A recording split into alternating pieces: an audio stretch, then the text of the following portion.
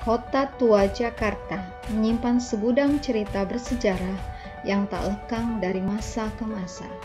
Ramainya aktivitas warga pesisir pelabuhan Sunda Kelapa tidak menghilangkan indahnya sejarah masa lalu. Sebuah bangunan eksotis peninggalan Belanda yang berdiri kokoh menjadi salah satu primadona destinasi wisata di kota tua Jakarta. Menara Syah Bandar, disinilah titik nol kota Batavia berada. Menara Syah Bandar tempat para petugas Syah Bandar memantau lalu lintas perkapalan yang datang ke Sunda Kelapa. Menuju Museum Bahari, gedung Museum Bahari ini berfungsi sebagai gudang rempah-rempah di masa penjajahan VOC, lalu menjadi gudang logistik tentara Jepang di masa penjajahan Jepang, dan masa kemerdekaan menjadi gudang Telkom dan PLN.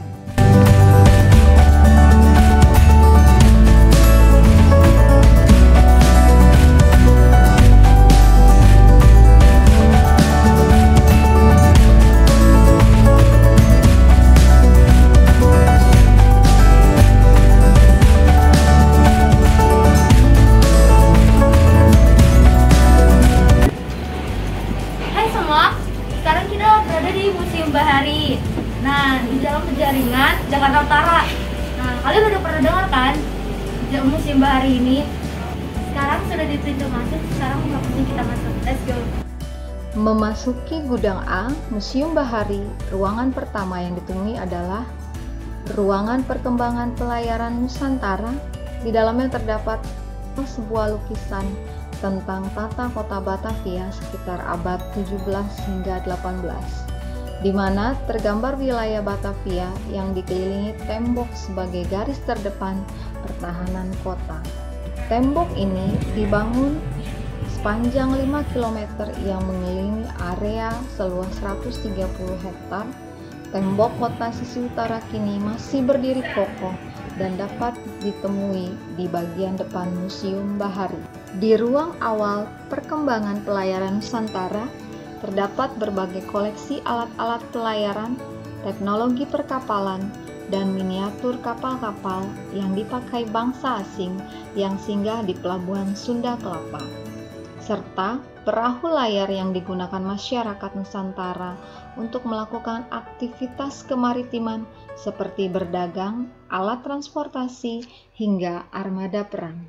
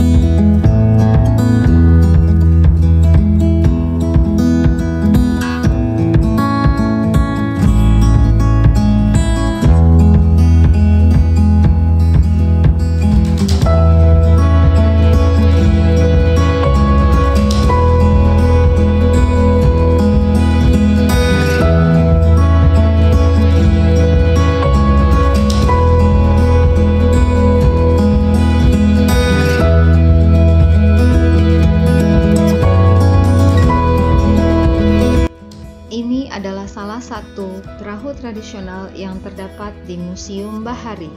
Selain koleksi perahu Nusantara, kita juga bisa menemukan berbagai koleksi teknologi perkapalan pada masa itu. Nah, sekarang kita ada di ruang bangsa yang ada di Batavia. Kita kesini. Nah, ini ada senja di Sunda Kelapa ya. Ini yang bisa kalian lihat ya.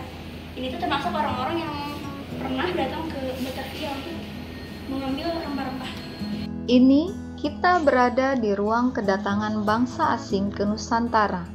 Kita akan melihat bangsa-bangsa asing yang sempat datang ke Nusantara, dimulai dari bangsa India yang melakukan kontak awal dengan Nusantara. Selanjutnya, setelah ada kontak dagang awal dengan orang-orang yang berasal dari India, Cina, dan Arab, lalu muncullah orang-orang Eropa yang melakukan penjajahan.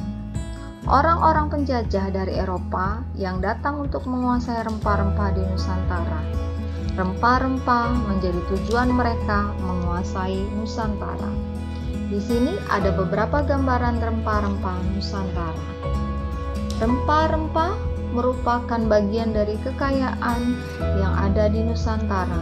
Cita rasanya yang mengagumkan menjadi magnet yang menarik bagi bangsa dari berbagai penjuru dunia untuk melakukan perniagaan hingga menguasai Nusantara yang dianggap sebagai surga rempah-rempah. Bangsa asing yang melakukan penjajahan Nusantara adalah Portugis, Belanda, Inggris, dan Jepang. Beberapa hal unik dari Museum Bahari menjadi daya tarik wisatawan. Selain gedungnya yang megah bak bangunan tua Eropa, arsitektur yang melekat di bangunan ini pun menjadi ciri khas kolonial yang kental.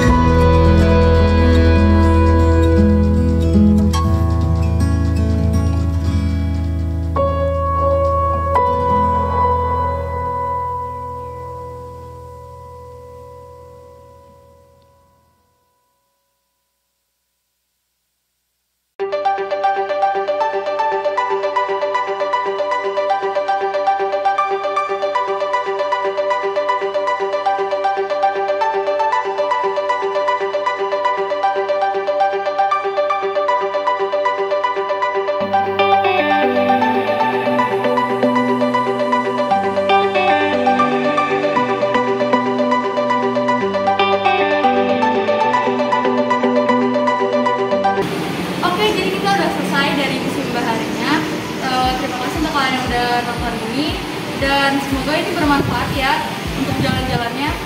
Sekian dari video kami, terima kasih semuanya.